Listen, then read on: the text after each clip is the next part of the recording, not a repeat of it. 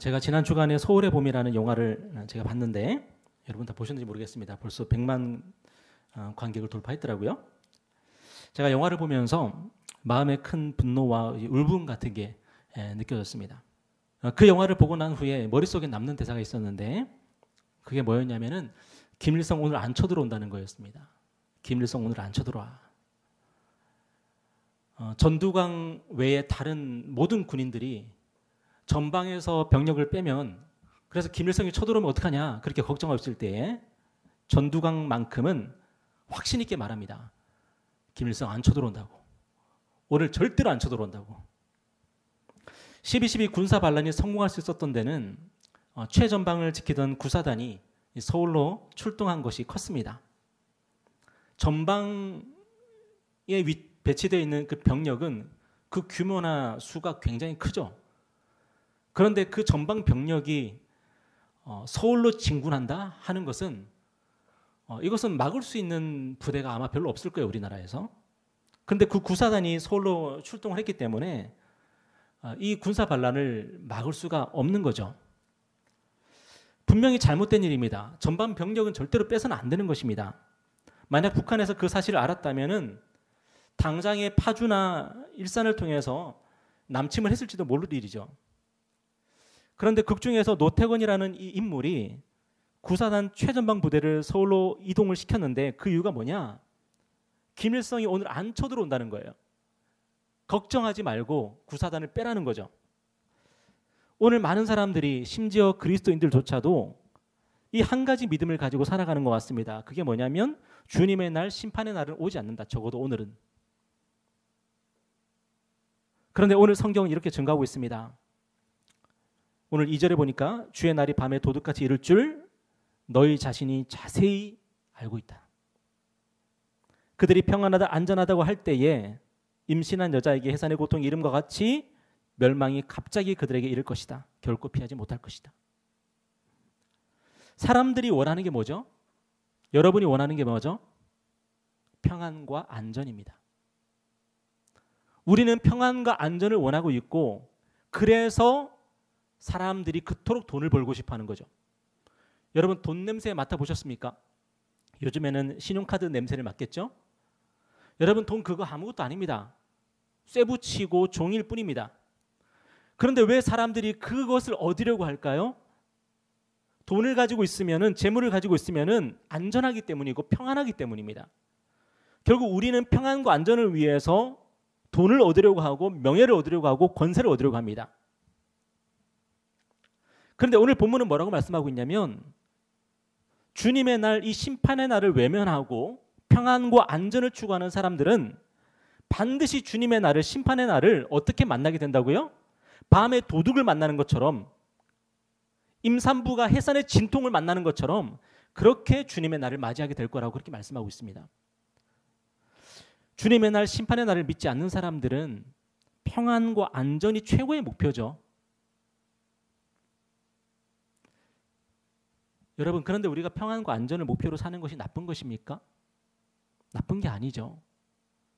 그런데 그 평안과 안전을 하나님께로부터 얻으려고 하는 것이 아니라 재물을 통해서, 권세를 통해서 얻으려고 한다면 그것은 나쁜 게 될 수가 있는 거죠. 왜냐하면 그 평안과 안전을 얻으려는 수단과 방법이 달라지게 되니까요. 영화에서 전두광이 나중에 대통령이 되지 않습니까? 그런데 정당한 방법으로 합법적으로 대통령이 된다면 그게 뭐가 나쁜 거겠습니까? 근데 불법적으로 하니까 나쁜 게 되는 거죠. 여러분, 우리가 평안과 안전을 바라고 그것을 얻으려고 하는 것은 나쁜 게 아닙니다. 그런데 우리에게 주어진 유일한 합법적인 방법과 수단이 있는데 그게 뭐냐면 하나님으로부터 그걸 얻는 겁니다. 그런데 하나님이 아니라 다른 것을 통해서 얻으려고 한다면 그건 불법이 되는 것이고 우리의 끝이 좋지 못하게 되는 거죠. 하나님은 노아의 날에 이 세상을 심판하셨고요. 롯의 때에 소돔과 고모라를 심판하셨습니다. 그런데 그때 사람들이 하나님 앞에서 어떤 모습으로 살고 있었냐면 누가복음 17장에 보면은 이런 말씀이 있어요. 한번 읽어볼까요? 자, 시작. 노아의 때에 된 것과 같이 인자의 때에도 그러하리라. 노아가 방주에 들어가던 날까지 사람들이 먹고 마시고 장가들고 시집 가더니 홍수가 나서 그들을 다 멸망시켰으며 또 롯의 때와 같으리니 사람들이 먹고 마시고 사고 팔고 심고 집을 짓더니 롯이 소돔에 나가던 날에 하늘로부터 불과 유황이 비오듯 하여 그들을 멸망시켰느니라. 여러분, 노아의 때에 사람들이 어떤 모습이었다고요? 먹고 마시고 장가들고 시집가고. 롯의 때 사람들은 어떤 모습이었습니까? 먹고 마시고 사고 팔고 심고 집을 지었대요. 여러분, 이게 뭐죠? 그냥 일상이잖아요. 평범한 삶이잖아요. 이게 뭐 특별한 겁니까? 뭐 군사 반란 일으키고 있었습니까? 아니잖아요. 평안과 안전을 그냥 추구하며 살고 있었습니다, 사람들은. 그런데 하나님이 그들을 어떻게 하셨어요? 홍수로 심판하시고 유황불로 심판하셨습니다. 여러분, 그들이 뭘 잘못한 거죠? 평안과 안전을 추구하면서 일상의 삶을 산 것이 뭐 그리 큰 잘못입니까? 그들은 평범하게 살았고 일상적인 삶을 살았지만 하나님은 그들을 미워하셨습니다. 그들에게 분노하셨습니다. 왜냐? 그들이 평범하고 일상적인 삶, 그리고 평안과 안전을 추구하는 그 삶은 어떤 삶이었기 때문입니까? 악과 타협하고 악에 동조하는 삶이었기 때문에 그래요. 여러분, 이걸 기억해야 됩니다. 우리는 우리 삶이 평범한 일상이라고 생각할지 모릅니다. 그래서 하나님 앞에서 아무 문제 없는 것이라고 생각할지도 모릅니다. 그런데 하나님 앞에서 우리는 어쩌면 매일같이 악과 타협하고 악에 동조하며 살고 있는지도 몰라요. 그래서 얻어내는 게 뭐죠? 우리의 평안과 안전이죠. 여러분이 혹시 평안한 삶을 살고 있다면 그것이 하나님으로부터 오는 것입니까? 여러분이 정말 안전한 삶을 살고 있다면 그게 하나님이 주시는 겁니까? 아니면 이 세상과 타협해서 이 세상이 만들어 놓은 그 악의 카르텔에 우리가 타협해서 그렇게 얻는 것입니까? 영화 서울의 봄에서 이 전두광의 부하들이 그의 명령과 지시를 따르는 것은 평범한 일상이었습니다. 여러분, 군대 가면요 일석저무 시간에 외치는 것이 있습니다. 매일매일 하루도 빠짐없이. 기억하시죠? 뭐였습니까? 상관의 명령에 절대 복종한다 했어요. 매일. 저는 2년 2개월 동안 하루도 빠짐없이 야전에 그 훈련 나갔을 때만 빼고는 다 그래서 외쳤어요. 상관의 명령에 절대 복종한다. 근데 다행인 것은 요즘에는 군대 가면은 이 절대라는 말이 빠져 있다 그래요. 상관의 명령에 복종한다. 이렇게 돼 있다 그럽니다. 근데 제가 군 생활할 때는 상관의 명령에 절대 복종한다였거든요. 그렇다면 영화 서울의 봄의 시대적 배경이 되는 그 당시는 당연히 뭐였을까요? 상관의 명령에 절대 복종한다였겠죠. 여러분, 전두광의 부하들이 전두광의 명령에 절대 복종하는 것은 그 특별한 겁니까? 아니죠. 일상입니다. 당연한 겁니다. 원래 그렇게 하는 겁니다. 평안하다, 안전하다 하려면 그렇게 해야 되는 거예요. 전두광에게 절대 복종하지 않으면 평안이 없어져 버리는 거고 안전이 없어져 버리는 거예요. 여러분, 그런데 많은 사람들이 서울의 봄이라는 영화를 보면서 무슨 생각을 할까요? 전두광에게 복종하는 부하들을 보면서 분노하죠. 왜요? 그들은 그냥 일상적인 일들을 했을 뿐인데 당연히 그렇게 해야 되는 건데 자기들은. 근데 왜 우리는 그들을 절대자가 있어서 신이 있어서 그들을 심판하기를 바라게 될까요? 무신론자들까지도. 한나 아렌트가 쓴 예루살렘의 아이만을 여러분 잘 아실 겁니다. 독일 사람 아이만은 유대인들을 가스실에 가두고 학살하는 일을 했던 사람입니다. 그런데 독일이 패망하고 아이만이 아르헨티나인가로 이렇게 도망을 가죠. 근데 이스라엘의 모사드가 불법적으로 그를 체포해가지고 결국에는 재판소에 세우게 됩니다. 그런데 그 재판을 취재하던 한 아렌트 기자가 특이한 점을 발견해요. 뭐냐면은 아이만이 너무나도 평범하고 선량한 사람이었다는 거예요. 안나 아렌트는 아이만을 보기 전까지는 무슨 생각을 했냐면 이 사람이 굉장히 악한 그런 이미지를 갖고 있을 거라고 생각을 했대요. 그런데 아이만이 너무나도 평범하고 심지어 선량한 독일 공무원의 모습이었던 거예요. 이 아이만이 법정에서 자신의 결백을 어떻게 주장하냐면 국가는 최고선이라는 거죠. 국가는 최고선.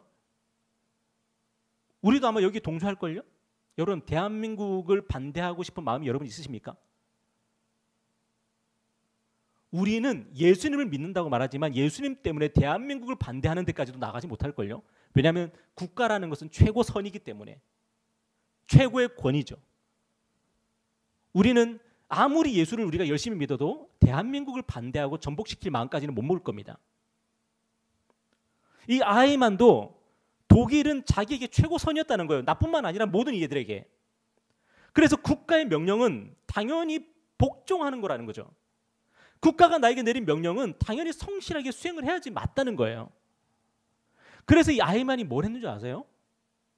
유대인들이 빨리 죽을 수 있도록 굉장히 노력을 했어요. 왜? 그들이 고통이 길지 않도록 빨리 죽을 수 있도록. 여러분 참 좋은 사람 아니에요? 가스실에서 1분 동안 고통받다가 죽는 게 나아요? 아니면 10초 동안 고통받는 게 죽는 게 나아요? 당연히 10초죠. 아이만은 그 정도로 유대인들을 배려했던 사람이에요. 그런데 결국 아이만은 사형 선고를 받게 되죠. 여러분 한나 아렌트가 그것을 보면서 내린 결론이 있죠. 그게 뭐냐면 아히만은 어떤 죄를 지었느냐? 생각하지 않았다는 거 아닙니까? 생각하지 않았다. 독일이라는 국가와 히틀러를 무비판적으로 수용했다는 거죠. 생각하지 않았다는 거죠. 그게 그의 죄라는 거예요. 그리고 독일 국민들의 죄죠. 그게. 여러분 우리는 전두광의 부하들을 보면서 그리고 독일 사람 아히만을 보면서 하나님께서 그들을 심판하시기를 바랍니다. 여러분 근데 그들의 입장에서는 억울한 일이에요. 왜냐하면 그들은 복종한 것뿐이거든요. 그들은 자기들의 일상을 살았을 뿐이거든요.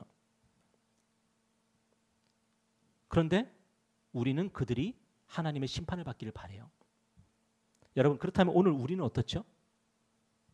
평안과 안전을 바라면서 평범한 일상을 살아가고 있는 오늘 우리를 하나님은 어떻게 보실까요? 이 시대의 문화와 사조와 유행을 무비판적으로 따라가고 있는 우리를 하나님은 어떤 눈으로 바라보실까요? 오늘 성경은 뭐라고 말씀하고 있냐면 평안하다, 안전하다 하면서 평범한 일상의 즐거움 속에서 살아가는 사람들에게 주님의 날이, 심판의 날이 전격적으로 찾아오게 된다고 말씀하고 있습니다. 여러분, 사람을 죽이는 사람들에게 그런 날이 찾아온다고 말씀하시는 게 아니에요. 평안과 안전이라고 하는 우리 인간의 가장 근본적인 그 욕구, 욕망, 그것을 추구하면서 일상을 살아가고 있는 사람들에게, 그 일상을 살아가면서 무비판적으로 이 세상의 카르텔을 받아들이고 있는 사람들에게 하나님은 심판의 날이, 주님의 날이 전격적으로 찾아온다고 말씀하시는 거예요. 반면에 오늘 본문은 우리에게 놀라운 희망을 선포하고 있는데 그게 뭐냐면 우리 성도들은요, 주님의 날을, 심판의 날을 전격적으로 맞이하지 않게 될 거라는 거예요. 오늘 4절 한번 읽어볼까요? 자, 시작. 형제들아, 너희는 어둠에 있지 아니하매 그날이 도둑같이 너희에게 임하지 못하리니 너희는 다 빛의 아들이요 낮의 아들이라. 우리가 밤이나 어둠에 속하지 아니하나니. 여러분 여기서 중요한 단어가 있죠. 뭐죠? 속하지 아니하나니. 속하지 아니하나니. 우리가 어떤 모습으로 살고 있는가, 이거보다 더 중요한 거, 더 우선되는 건 뭐냐면 내가 소속이 어디냐는 거예요. 소속이. 우리 성도들은 주님의 날을, 심판의 날을 전격적으로 맞이하지 않을 텐데 그 이유는 뭐냐면 우리가 빛의 아들이고 낮의 아들이라고 하는 그 소속을 가지고 있기 때문이에요. 여러분, 빛의 아들, 낮의 아들이 어떤 사람일까요? 이 세상의 어둠의 문화와 유행과 그 풍조를 따르기를 거절하고 있는 사람들이죠. 하나님의 말씀을 붙들고 기도하면서 전두광에게 맞서고 히틀러에게 맞서고 이 세상 문화와 유행과 풍조와 사조에 맞서며 살아가고 있는 사람들, 그것 때문에 박해를 당하고 고문을 당하고 가난을 감당하고 살아가는 사람들.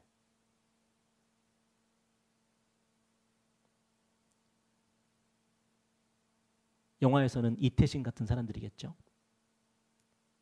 그리고 역사에서는 히틀러에게 맞섰던 보네포 같은 사람들이겠죠. 세상 전부가 전두광에게 소속되고 있는데 직간접적으로 아니면 적극적이거나 아니면은 소극적으로 아니면 능동적으로나 아니면은 수동적으로 전두광에게 모두가 다 굴복하고 있는데 한 사람만은 전두광에게 맞서고 있는 거죠.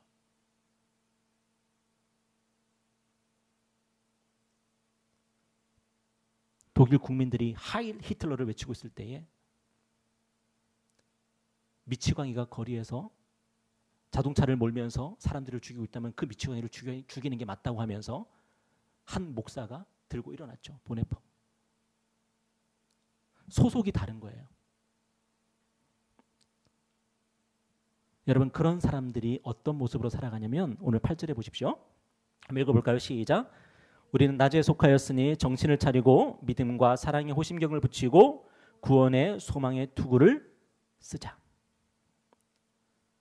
오늘날 이 세상에서 믿음의 가치, 사랑의 가치가 얼마나 우습게 여겨지고 있습니까? 솔직히 말해서 부모들이 자식에게 너 믿음으로 살아야 되고 너 사랑하며 살아야 돼 가르칠까요? 공부 잘해야 돼. 이런 거 가르치죠. 믿음으로 살아야 돼. 사랑하며 살아야 돼. 믿음으로 살지 않는 것 때문에 눈물 흘리고 내 자식이 사랑으로 살지 않는 것 때문에 막 통곡하는 그런 부모가 별로 없을 겁니다. 그런데 낮에 속한 사람들, 빛에 속한 사람들은 깨어 있어서 정신 차리고 군인들이 완전 무장하고 있는 것처럼 믿음과 사랑의 호심경, 이 흉배를 붙이고 구원의 소망의 투구를 쓰고 그렇게 살아간대요.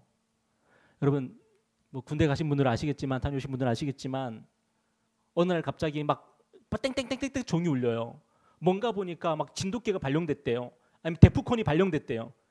그러면은 갑자기 내무실 안에서도 군장을 메고 있어야 되거든요.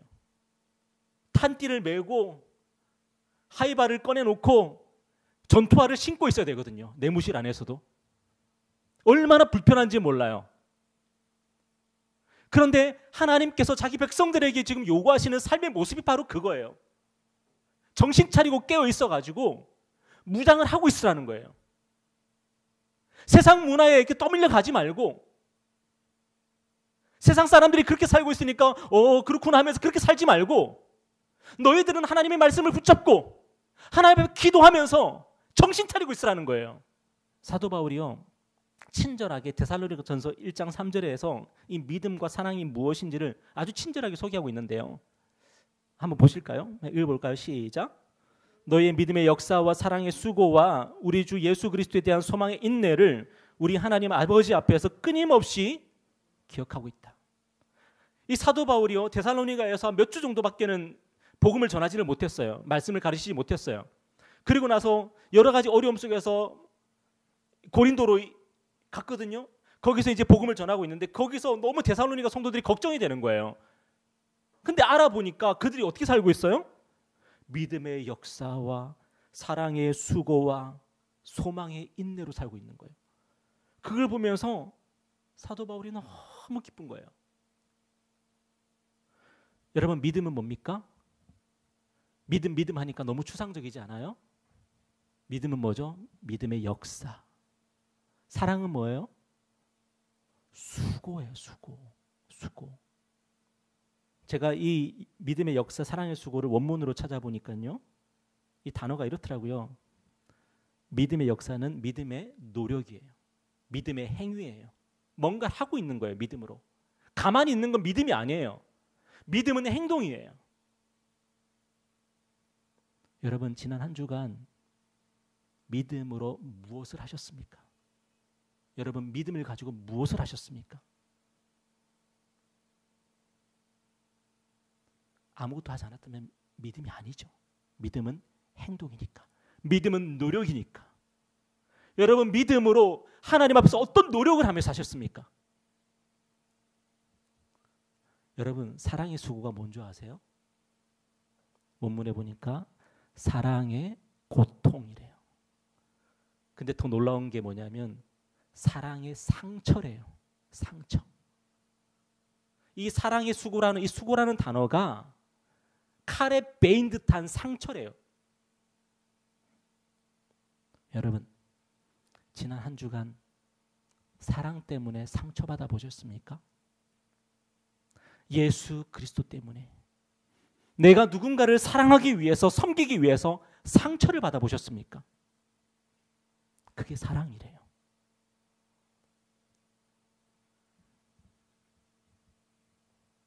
만약에 우리가 믿음으로 어떤 노력도 하지 않고 살았다면, 사랑으로 어떤 고통과 상처도 거부하며 살았다면 우리가 바라는 건 딱 두 가지입니다. 뭐냐면 평안과 안전이에요. 평안하다, 평안하다. 이렇게 평안할 수가. 안전하다, 안전하다.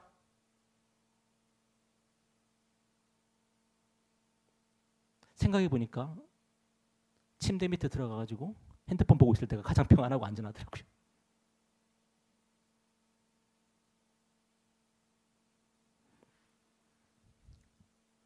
그 평안과 안전을 계속 누리기 위해서 사람들은 전두광에게 복종하는 것이고 히틀러에게 복종하는 겁니다.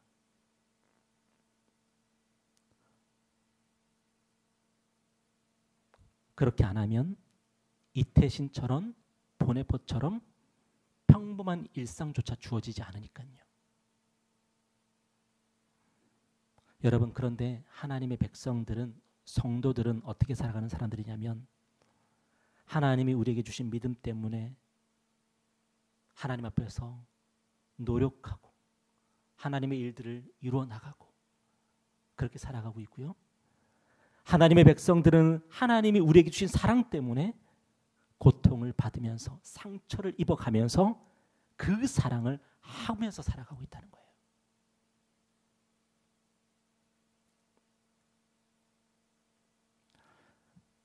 제가 어릴 때부터 정말 많이 들었던 말이 뭐냐면 상처받았다는 거였어요. 상처받았다. 교회 안에서 너무나도 많은 상처를 받는 거예요, 사람들이. 그래서 교회를 막 떠나갑니다. 상처받지 않을 만한 교회로 떠나갑니다. 특별히 큰 교회로 가면은 상처받지 않아도 돼요. 극장식으로 딱 의자가 마련돼 있고 거기서 예배만 잠깐 드리고 빠져나올 수 있거든요. 아무 상처도 받지 않습니다. 가끔 상처받을 때 있어요. 언제냐면은 그 큰 교회에 주차장이 부족할 때, 주차 때문에 상처받아. 여러분, 그거 외에는 별 상처 안 받아도 됩니다. 믿음으로 어떤 일도 하기 싫고 어떤 노력도 하기 싫고 사랑으로 어떤 고통과 상처도 입기 싫어서 평안과 안전을 원해서 사람들은 평안과 안전 있는 장소로 다 도망칩니다. 그런데 성도는 그렇게 살지 않는다는 거예요. 성도는 그렇게 살 수가 없다는 거예요. 왠지 아세요? 우리 9절 말씀 읽어볼까요? 시작. 하나님이 우리를 세우심은 노하심에 이르게 하심이 아니요 오직 우리 주 예수 그리스도로 말미암아 구원을 받게 하심이라. 예수께서 우리를 위하여 죽으사 우리로 하나님 하여금 깨어있든지 자든지 자기와 함께 살게 하려 하셨느니라. 예수께서 우리를 위하여 뭐하사? 죽으사. 그분이 우리를 위해서 죽으사. 예수님은 지금 살아있는 자나 어제 돌아가신 분이나 그분과 함께 있게 하시려고 이 땅에 오셨고 믿음의 역사 그리고 십자가에서 고통과 상처를 받으며 사랑의 수고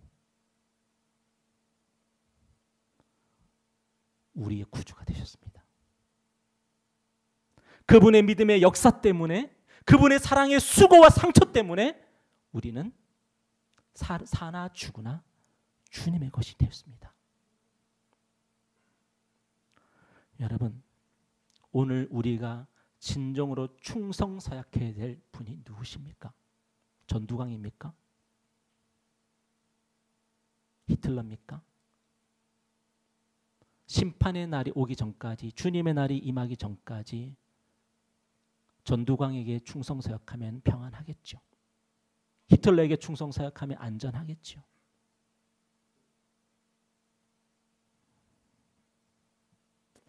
이 세상 문화와 풍조와 유행을 따르면서 자기가 주체적으로 산다고 생각하는 사람들이 참 많습니다.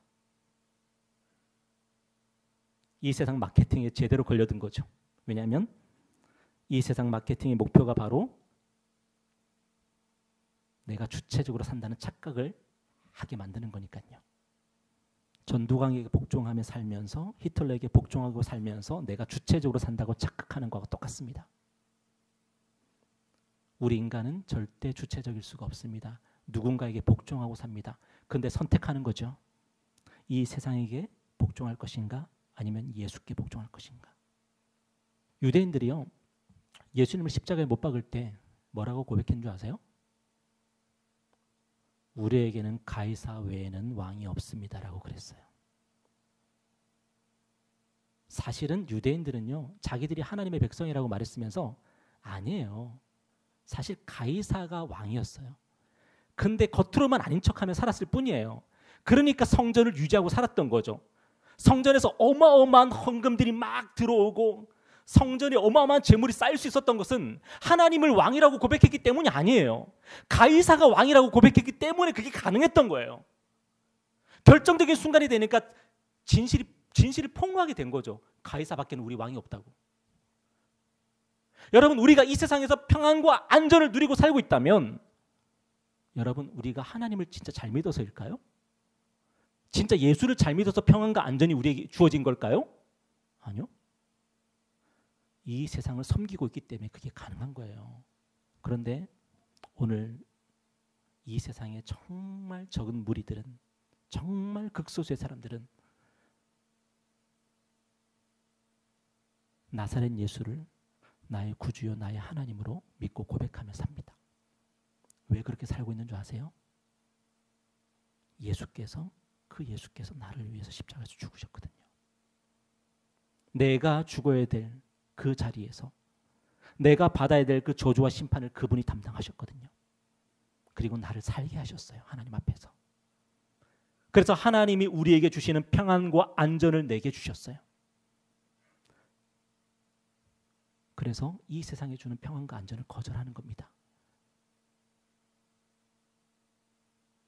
오늘 여러분은 누구에게 속해 있습니까?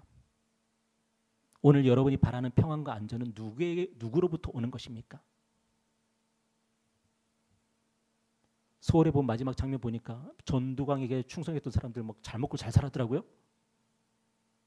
대통령도 되고요, 국회의원도 되고요, 장관도 되고요.